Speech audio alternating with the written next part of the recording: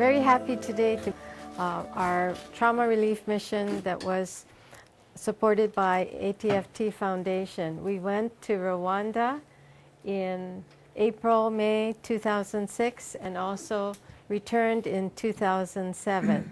We are planning to go again this year, 2008. This is where we were in Rwanda, in Africa. And the children, you will be hearing stories about the children that we treated in Africa. We were there first 12 years after the anniversary of the genocide. And there were over 800,000 people killed in Rwanda in that genocide.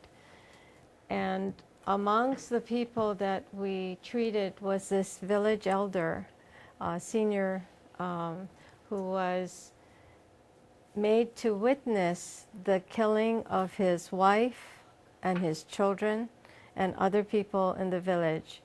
He was horrified by what he was seeing and thought that he might be one that they were leaving to tell the story. But then they actually killed him. They hit him with machetes, because when we saw him even 12 years later, we could see the huge scars from 4 machete wounds on his neck and head.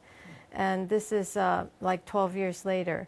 We do not know how he managed to survive. It's a miracle that he survived. And he had constant flashbacks. He said every single day for 12 years he's having the haunting memories of seeing his wife and children slaughtered. And the slaughter was at close quarters because they were by machete. So he was having these constant flashbacks. He had nightmares every single night, and he was quite debilitated. He also had dizziness. So we treated his PTSD, the post-traumatic stress disorder, very successfully.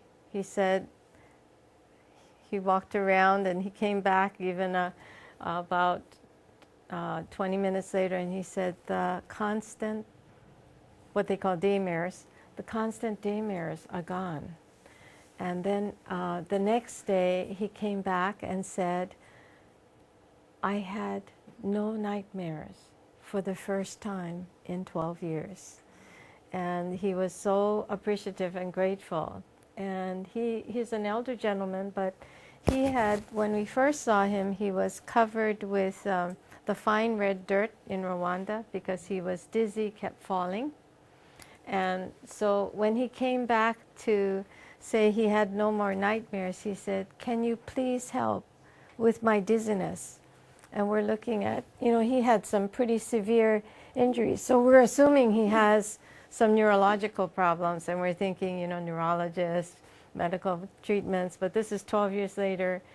They don't have the access to the medical services. So we said, well, we'll see what we can do to make him a little more comfortable with the TFT. So we did the diagnostic with him with the TFT, and didn't have much expectation that it would be too helpful given the severe nature of what looks like his injuries 12 years prior. Well, he said, I don't feel dizzy anymore. And he's walking around and he's just kind of amazed. And we thought maybe it's like maybe a placebo effect or something, or he's, we weren't sure what it was, but we thought, well, at least he feels better for the moment. That's good. And then the next day, when we were treating the orphans, and we were actually treating quite a large number, there were 400 orphans there. 174 of them were genocide survivors. And what we're busy treating the orphans, and the principal of the school, the director, comes running in and says, Caroline, we have an emergency. And I said, oh, well, what's the emergency? He said, well, that elder gentleman that you just treated the other day, he's here to thank you. And we said, well, that's no problem. When we'll take a half-hour lunch break, because we're working from dawn to dusk.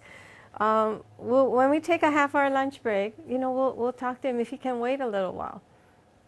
He says, no, you don't understand. the elder gentleman told everyone in his village, he no longer has flashbacks, he no longer has nightmares, and he's not dizzy anymore, he's not falling. So he is outside there, and there were 30 people from the village asking to be treated with TFT, and you've got my 400 kids. So he said, well, you know, we're going to be working with the orphans. We will actually, if we don't get to the villagers, we will be training people who will be able to speak this language, the community leaders, so they will be able to treat them if we don't get to them.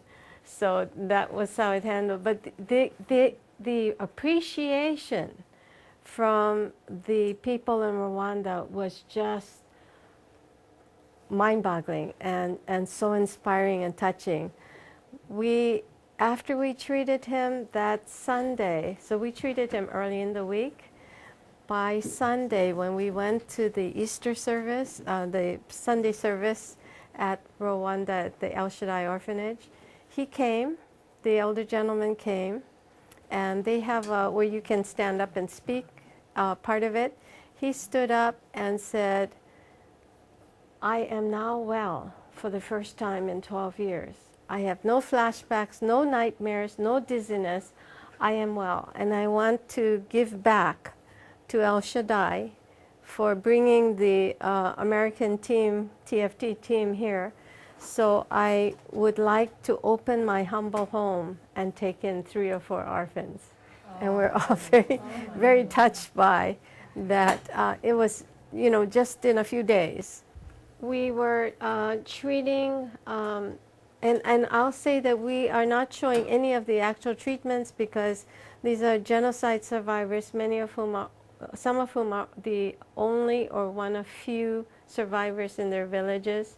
They will probably be testifying, so that we're not actually going to be telling stories. And the picture I have up is not the person whose story it is. It's someone who may be similar, but it's not the same person that I'll be sharing the story on, just to double protect their identity. There was a young girl who was 15 years old. She was 3 years old at the time of the genocide.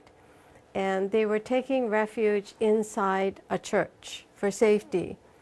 And then the people came in and started killing people inside the church. My interpreter, Pastor Norman, is a pastor. And even though he was aware that these killings had occurred in the church, I looked at his face and I could tell that what she was saying was having quite an impact on him. I thought, we're going to have to debrief.